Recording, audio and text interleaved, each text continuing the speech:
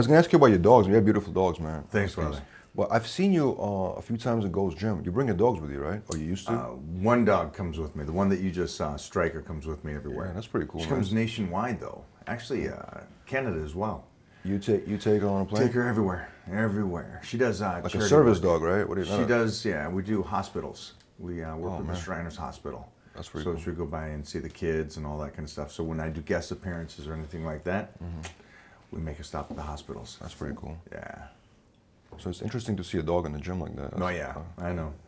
It's a little mascot now, though. People know it, I mean. Yeah, it's fun though. So I was gonna ask you, when you go to Gold's Gym all the time, right? Do you ever get approached by people all the time? Like, does that interfere with your workout ever? So you don't know what time I train at, huh? I think like 5 in the morning, right? 4 a.m. Nobody's there? Nobody there. I don't turn the music on. We leave the music off till about 6:30 when I'm done. I'm so old school with this, man. I love my workout. I love my time. That's my meditation. So we'll go early. But yeah, when I go back later, yeah, it's one of those things. So what time do you go to sleep? 8 o'clock. 8 p.m.? 8 p.m. Up at 3. Wow. Up at 3, train, done by 6:30, 7, boom. And then work from 7 o'clock in the morning till 8 at night. So every day you go to bed at 8 p.m.?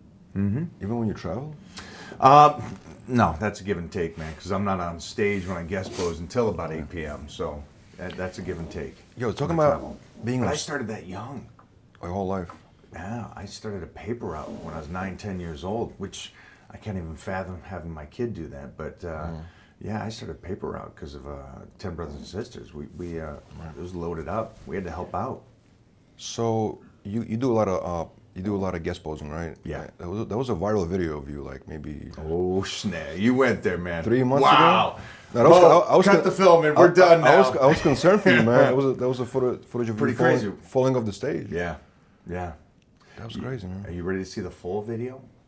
What happened after I fell? Yeah, I don't know what happened. You got up though. I'm gonna give you the video. I'll let you guys post it. Yeah, I want to see that. Yeah, but it's something happens. But what happened? You didn't. It was like you were blinded by a light. So yeah, it was a much shorter stage. It was in I guess a hotel instead of like a convention center. So the stage was much shorter. And so I thought, listen, man, I'm 51. So man, maybe the eyes don't work as well, but those bright lights and I thought I saw the edge of the stage. Guess what? I didn't. Took a fall. The actual judo helped me. Slapped the ground. You guys know what I mean by that if you know judo. Slapped the ground, and then whatever happened after that, I'll let you guys talk about that. Did you get hurt or no? You were good? So I smacked the ground. I jumped right up, walked around, jumped up on a chair and started posing, did my guest routine. And the main thing was I was just mad at myself. Did the whole full routine, played it off so well that most people thought it was part of the act. Got up on stage, and I wasn't going to stop on that one because that was my first one. I got to be on stage with my son. So it was, my girl brought my boy Titan out on stage. We posed together at the end, and that was it. Did I get banged up? Yeah, I got banged up, but nothing broke. No, thank God, man. Yeah. So how many guest appearances you do on the stage a year? It's around 25. It's about every other weekend. That's crazy. Plus lectures and seminars on top of that. So you got to stay in shape all year. That's a tough one, though. Yeah. Because it's not old school mentality. It's like, you know, you should take a portion off, get the carbohydrates back in the system. Mostly for me, for my beliefs on longevity and nutrition and how it works. But I got to stay lean all year now. Right. One of the top 5 guys in the health and fitness world, bodybuilding world, pros, that's traveling more than everybody else. So, right. So how do you? What is the secret here? I mean, and also what kind of diet is? Because there's so many diets going on right now. There's a vegan diet, then there's a keto diet, then there's a carnivore diet, the eat grass and grow diet, the eat air diet. I don't know, man. So what do you do? What do you do? What is your diet?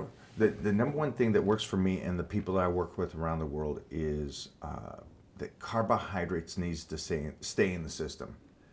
You know how everybody just keeps going away from it and going away from it. They're bad. That's the one thing that I think is the greatest thing in the world. And the more healthy people I meet, the more I believe it. And then also by transforming people that I work with around the world, it's the carbohydrates that's key. Taking enough protein. What kind of carbohydrate? It's too much to go into on one section, but it's basically just rice, any kind of carbohydrate you like. Low glycemic is by far something that would be better, but it's amazing that the world is getting away from it. And they think that you should try to be lean all the time when it's actually, as you get older, your metabolism slows, right? So how do you keep it active? Well, you can exercise, right? That's going to help to do it. But if you're always exercising to burn off the calories, then you're not technically getting your metabolism to work. The metabolism should work off of the nutrition that you're eating. And then the secondary would be, okay, now let me add exercise in, and that will get me cut and in shape. You follow that? Where society doesn't do that. Society does the opposite. Society says, I'm going to take it in a deficit, and I'm going to force it off by doing an hour of cardio, by doing no carbohydrates, by working out twice a day. And then that's how they get in shape. How long can you maintain that? A year, 5 years, 10 years, 40 years? I don't think so.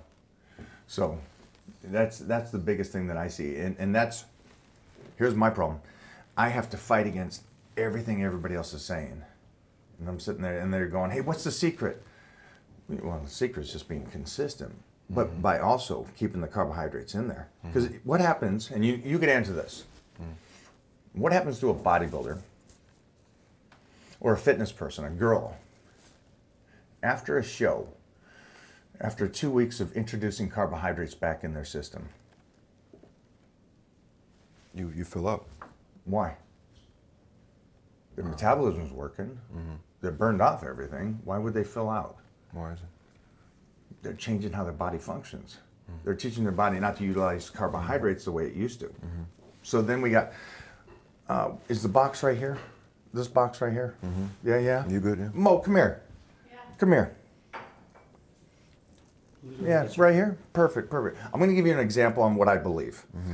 Pop the top. Come here. So, All my clothes yeah, out? yeah, pop the top. So, if you're a mid 40-year-old woman and you had a baby 10 months ago, should you look like this? Hit a double dive. Wow. Bigger than Can Mike's? you look like this? Yes. But the point here is, thank you for showing off. The point here is this. Thank you, Mom. She had a kid 10 months ago. Right. She's a mid 40-year-old woman. And how many women say, I can't lose that baby weight? Right. A And lot. they're in their It's 20s. It's very common, yeah. They're in their 20s. And I'm like, wait a minute, hold on. So what we did with Mona was that we kept her calories high. And again, I believe that a high calorie intake is what longevity is. There's a difference between eating healthy and eating right.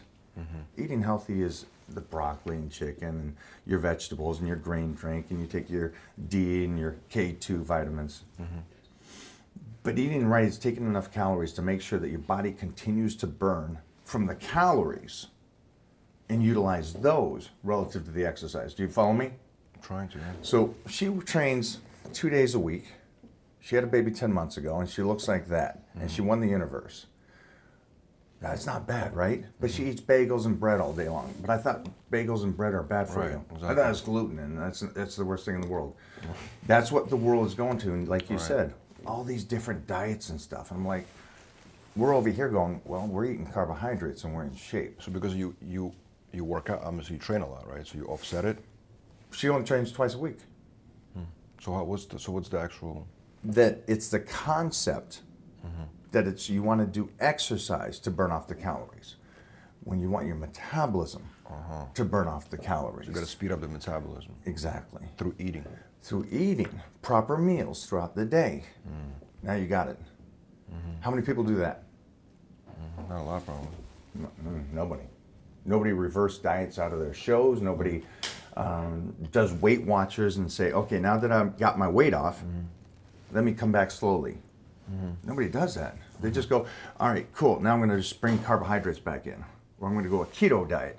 But then they do a keto diet and they lose 100 pounds, but they look the exact same. You're just now 200 pounds and you got loose skin because you lost the muscle and the fat. So it's like there's a great process. There's a great process of doing a bodybuilding diet. But then on the other end, you got to come out of it and introduce the carbohydrates back into the system correctly and teach your body. Try to keep the carbohydrates in throughout the year. And I know everybody's going, well, that's not it. I want the fast trick. Then I can't help you. You want the fast trick, I can't help you. Because that's not longevity. What do you think about sugar? I recently talked to George Farah, you know, a famous guru in the industry. George is a great guy. And he went through cancer. And one of the things he thinks that causes cancer is sugar. It's like one of the, and obviously that's one of the biggest things that a lot of the older guys are saying. Right. And people in general think sugar obviously brings fat and a whole bunch of other things. But what do you think about sugar? Obviously, you know, do you like sugar? Do you use sugar in your diet? How do you feel about it? Well, is he speaking of sugar as in carbohydrates, the breakdown of carbohydrates into sugar? Actual sugar. Actual sugar. I don't do a lot of sugar and stuff like that. I don't do a lot of sweets, and that's the one, I guess, concept that I'm the guy that diets or does proper nutrition throughout the year. So I don't do the rebounds and stuff like that. But yeah, the research now is everybody is anti-sugar, that it causes cancer and everything. But I think everything causes cancer, doesn't it? Yeah. It's a crazy thing. It's a crazy thing. I do know this. Nutrition, good nutrition can solve so many problems. It can make somebody a freak if they do it correctly. Like I took, and you guys can follow this, but I took the average guy, bad genetics, doesn't have great structure, works a full-time job, trains 3 times a week. And in 7 years, which is a long time, which nobody wants to do, they want to do it in a year. We doubled his bone density. He's in better shape now at 47 than he was at 40. And everything about him is a complete difference. And if I showed you the picture, you wouldn't even believe it. So it's one of those things that it's a process. Just take your time. This isn't an overnight trick. Right. Also, people think that sugar is maybe addictive as well, because we consume so much of it, you know, all the drinks. Let's say you get a can of soda, it's like 40, 50 grams of sugar in one can. Yeah. And I'm not a soda guy, so I wouldn't even jump into that situation. I mean, obviously, it's pick and choose. I know people that are dieting for shows, and then they still pick certain foods that don't make sense to me. Do you ever eat fast food, like In-N-Out, you know, in LA? I bore you. We don't do a lot. We eat healthy all year. And again, it just goes back to it's our belief on what keeps us healthy. Again, everybody thinks it's the gym or it's the sleep. Sleep helps, but it's the nutrition. And we're pretty clean most of the year. We're really clean most of the year because a guest pose again almost every other weekend. Time, right? So I got to be in posing trunks. And then she is just kind of a freak of nature. So she walks around like that, eating around 300 grams of carbs a day, which I would love to do. But you don't do it. I don't do 300 grams. I don't got that metabolism. Right. That's a unique breed. So you're 51 years old. Yeah. Obviously, people look at you, you're in amazing shape, right? So the secret is definitely for you is dieting, right? And kind of follow your metabolism, what your body kind of dictates what you should be eating, right? That's the secret. I think it's not even just that. It's the skin texture. It's the things they don't or consume. Am I 51 and in good shape? Yes. Do I have healthy skin and tight skin? Yes. Am I still extremely strong? Well, I just trained with the world's strongest man and beat him on chest. So it's not that, hey, I'm strong for a guy. I just went against the world's strongest man. So it's the concept of what we believe, again, goes right back to the nutrition and just consistent. And then the warrior mentality that I love the tussle. This is fun for me. Do you think bodybuilding, I know there's a big debate in the industry, right? Was bodybuilding, quality of bodybuilders was much better in, let's say, 90s and 2000s, early 2000s as opposed to right now? What is your take on that? If you look at the Olympics. So was the quality better back then to now? So I saw this Ronnie Coleman video talking and laughing, and I've never seen Ronnie like that. I'm going, these guys couldn't even stand on stage with us. The only guy that could stand on stage with us would be Phil. That was a shot at Brandon Curry, by the way. Dorian Yates said the same thing.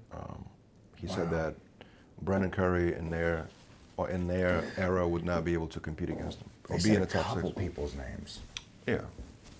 Sure. I was like, what got me to thinking though. It did get me to thinking, and then it goes back to my this is full circle. You guys won't know this, but this is full circle. I told you about my mindset as a 14-year-old. Remember that? Remember the people I was around? So that was my mindset, that 900 is average. So let's say you go to the local fitness center and the guy squats 315. Don't worry, I'm going to answer your question. I'm just going to take you in a little bit of a wrong way. So the guy squats 315, and that's the big squat of the gym. Doesn't that kind of just everybody else? That's the mindset, right? If he's the top, yeah. That's the limit. Right. So I was thinking about that aspect, and I was thinking about what Ronnie was saying, and I'm sitting there going, well, he has got a point. You're as good as the competition you're competing against. So what's your limit? Dorian was a freak. Ronnie was, come on. When Ronnie stood up there, holy moly. And so everybody else, like Chris Cormier, Kevin, Flex, all those guys, that was the limit. And they had to be that great. And then you jump forward to now, and what is the limit? Who's the top guys? So I see Ronnie's point of it. And it didn't occur to me until after Ronnie was saying that stuff, and I really sat down and I thought about it, and I go, wow, you know what? Thinking back to when Chris and Flex and all those guys were training with us in our early 20s at Gold's, we were all monsters. We were all 300-pounders walking around and stuff. And I'm sitting there thinking about that and thinking about today's guys. They're really not that much, they weren't, like Ronnie says. What's causing that? What do you think? It's a tough thing, man. It's a tough thing because I know we talked about a person's picture. A person by themselves on stage looks great until you're next to a person that's bigger. It was great, right? So, am I on Ronnie's side on this? I just remember what I was like lifting with these guys and how monstrous these guys were in the gym. And now thinking back to that in that 20s, these guys were monsters. And thinking about the future, I don't think they are monsters. And I don't know what the situation is, and I don't know if it is just the quality of competitors nowadays. But it got me thinking. Makes me wonder. I would love to see it, but I can't. I'm not the expert on saying what they were like back then to today. It just, I felt like they were more monsters back then. What do you think is preventing bodybuilding from becoming more of a mainstream sport? And I know you don't think it's a sport, you think it's more of an art show. Yeah. In general, what do you think is preventing it from becoming more mainstream? Personalities of bodybuilders. Yeah, personalities. You got to have some people that are doing something.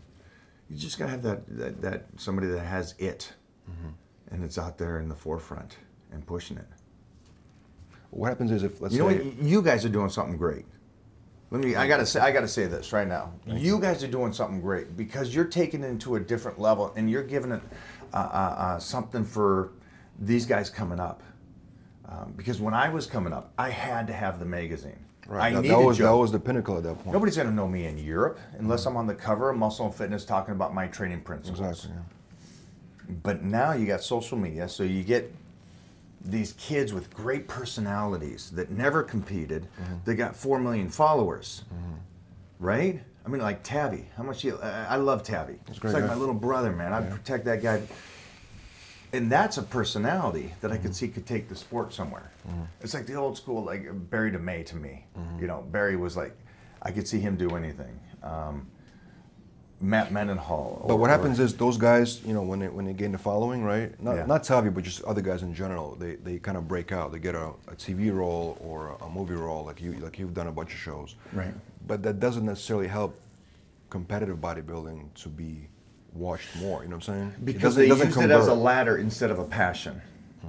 And I think that's why you said earlier that if you took natural bodybuilding, it goes all the way back to me because I freaking love this, and I'll stay and try to push this and try to bring this up. And going back full circle to what you were saying is, or what you guys are doing is, I think what you guys are doing is great because you're giving a lot of these guys the opportunity to be that person and to be that person to bring bodybuilding like Arnold did. It just takes one.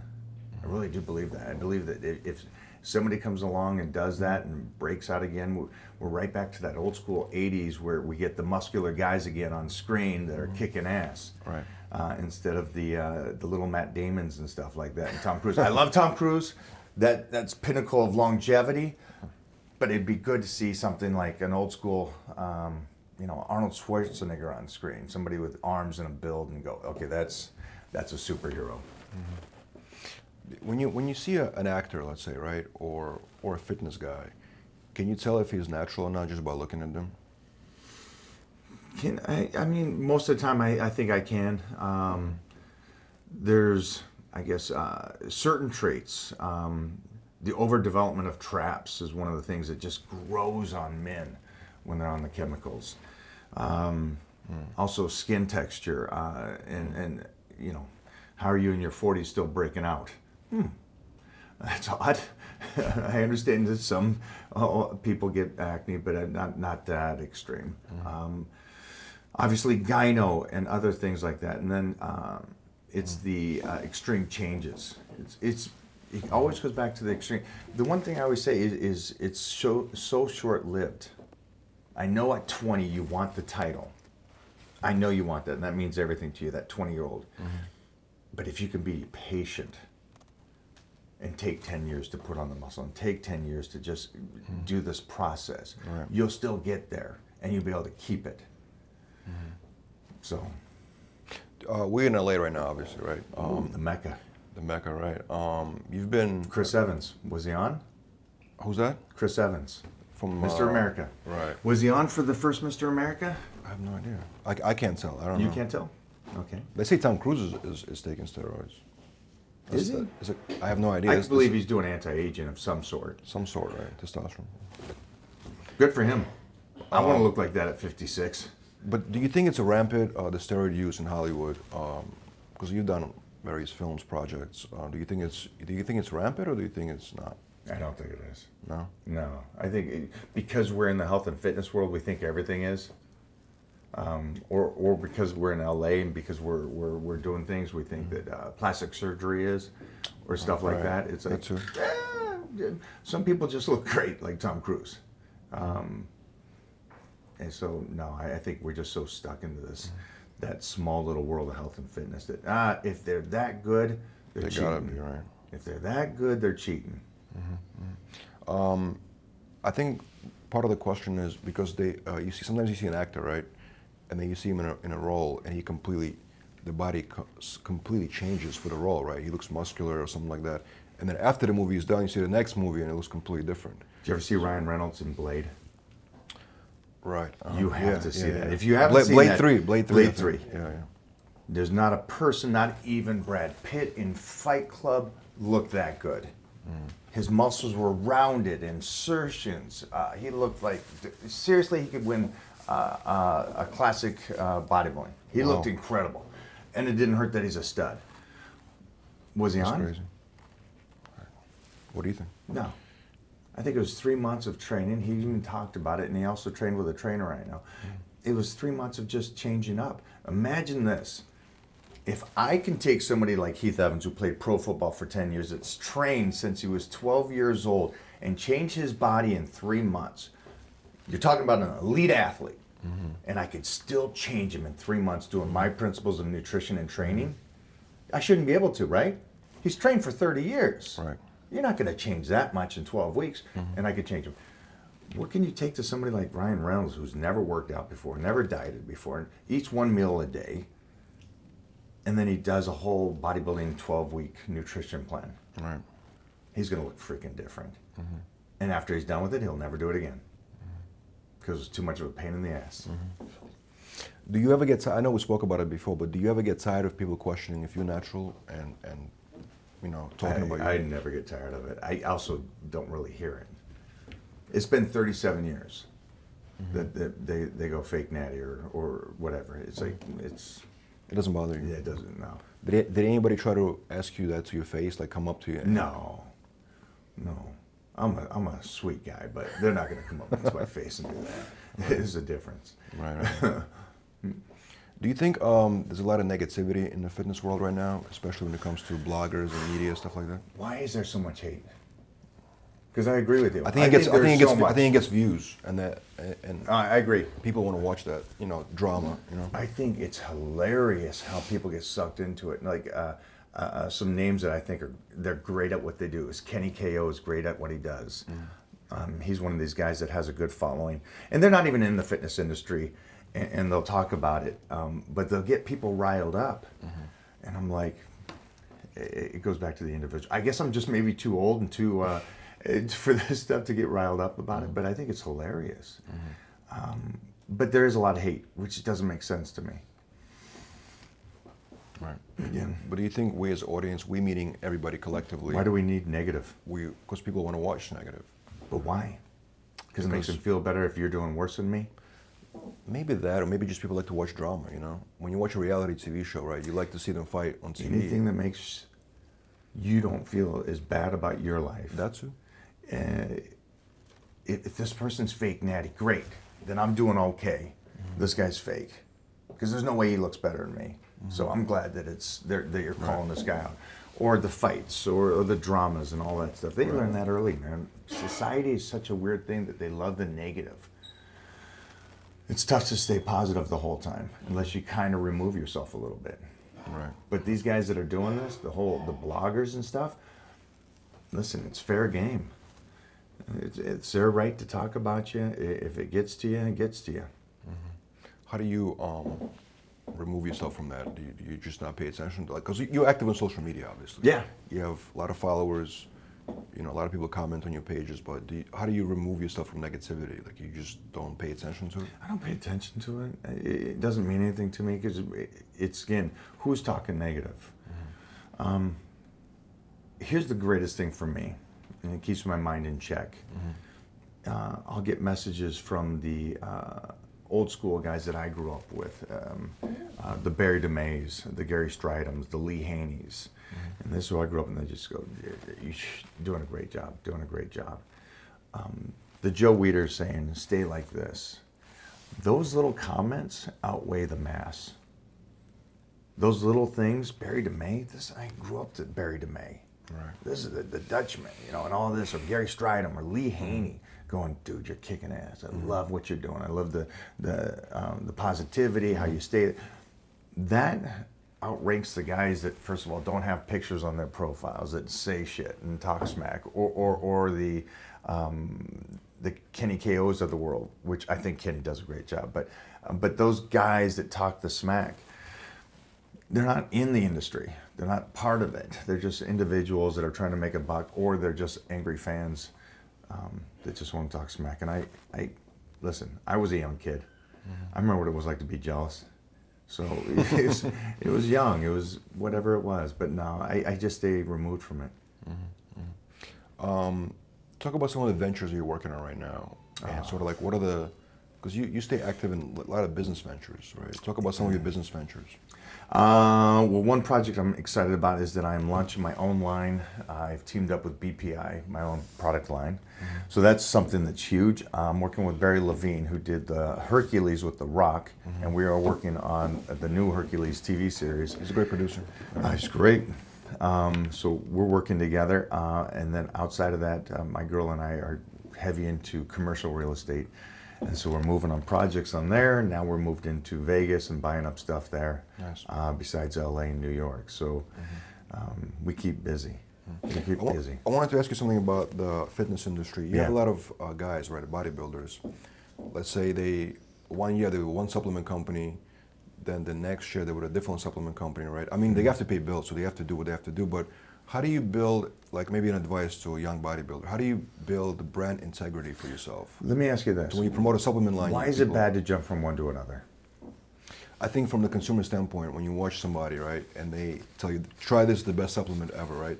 Next year, different packaging, this is the best supplement ever. You lose that integrity as a salesman, right? How do you maintain, what's I like Mercedes, but if I drove a Ferrari, I'd probably like a Ferrari. But then there's times I want to go back to a Mercedes.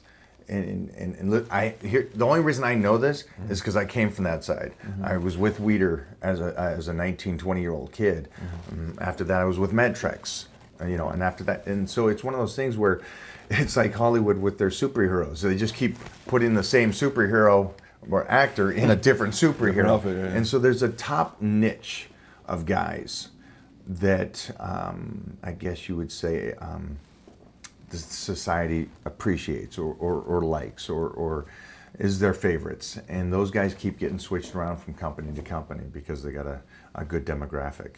So it's fun to do that, you think? I don't think it's a problem. Hey man, they got to pay bills. No, I agree with that 100%. Do I like this protein drink, and is this protein drink better? Well, they taste different. So I'm okay with these guys trying to make a living. It's a tough industry. Very tough. And mostly if this is the only industry you're in, and you didn't take some of that money and put it on something else, something that will turn a profit, something that you'll make money when you sleep. If they didn't do that and they're just doing check to check, because most of the guys back with my day, that's all they did. We'd all sign with Weider, and the next day these guys would be showing up in these nice rides and stuff, and I'm like, I'm confused. Why would you do that? And I pull up my CJ7, and I'm like, I'm fine with this ride, and I'll put that money away. Right. We're not 9 to 5. I don't got a retirement. I'll get Gladiators. I'll put that money away. And I kept putting it away, and I see all these other guys, and then they get the contract, and they just spend it quick, check to check, and I'm like, it doesn't make sense to me. Right. So dangerous. So it's a tough industry, and I understand them jumping product to product. Unfortunately, that is the business. But at the same time, I try different branched chain amino acids. I try different protein drinks, so I can understand why these guys do it.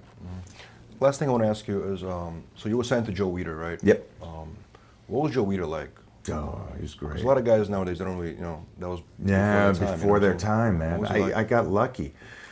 I got to meet him at such a young age, at 19, 20, and get put under contract.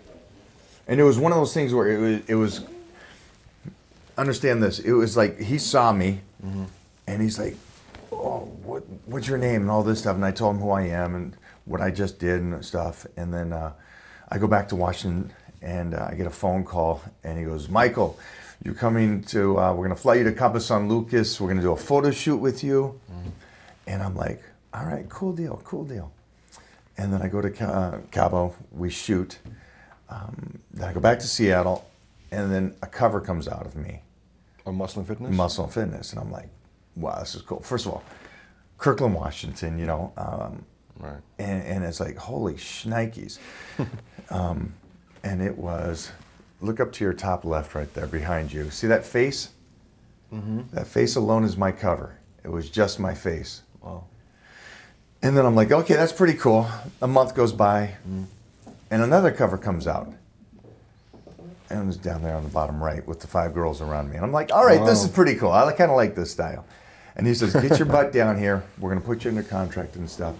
And then I would go over to his house or the office and have lunches with him, and we would talk bodybuilding. He was the most guy you'll ever meet. He'll talk smack. He'll joke about things. He'll tell guys, you look terrible. You're fat right now. Why are you so fat? We got to do a photo shoot. And he also gave me the greatest advice in the world. And it's something that I've always done in the gym. If you go to anything, when I train, I always train in sweat clothes. I always cover it up. I'm not in a tank top or anything like that. He says, never let the public see you out of shape. Never let them see you that. Always be peak. And give the respect. That's why you're always in shape. Always in shape. And he was a great man, and I could see why Arnold succeeded having him in the corner. And we lost a great man with that guy. Yeah. He created something incredible. I mean, I got so much passion for weightlifting. It's a great thing. And he sold it on top. When he sold the company, it was at a peak. Yeah. And then the whole magazine business collapsed after that. Well, I know, because Mona was the editor-in-chief of Muscle and Fitness Hers. Yeah. So I was there seeing all that come apart. Yeah. But Joe Weider was one of the greatest people in the world. Arnold, again, great person. Guys. You know what's funny? The good ones are guys. You know what I mean by that? Just guys you can hang out with, and talk smack with, go out and drink with, or whatever it is. And they got no egos. They know who they are. They're secure with who they are. and they just love that kind of that bond, that old school mentality of the gym locker room, play football, wrestle, whatever it is, buddy attitude. That's what the greatest thing I think I saw with Joe or the old school guys. And again, like Tom Plaza was my training partner when I first got here, and then Lou Ferrigno, and then Robbie Robinson. Man, I have stories about Lou Ferrigno, man. It's funny. So anyways, Robbie Robinson and Tom Plaz, I'll tell you something. I learned a lot from all of them, even him. I learned what to do and what not to do. And something that that's, you asked earlier, do I get stopped at the gym? Do I get pictures taken and stuff like that? And I do. And I will stop every single time and take a picture with every single fan that comes in. Absolutely. I will never say, I'm going to charge you. I will never not say it. I will, because I see the one side of it. Yeah. And I see how Arnold is. It's like, this is the way to be. The fans make you. You start acting like that arrogance and you're better than everybody else and stuff like that, your career's over. Right. And you as a person are over it when you start thinking like that. Appreciate what you got, man. If we didn't learn anything in the last couple of weeks with Kobe Bryant, come on. Yeah. Come on. Who's higher on the mountain? Right? Absolutely. Tomorrow's promised to no one. Just be a cool dude. Don't be an ass. Natural or not natural, whatever you do, just try to be cool, man.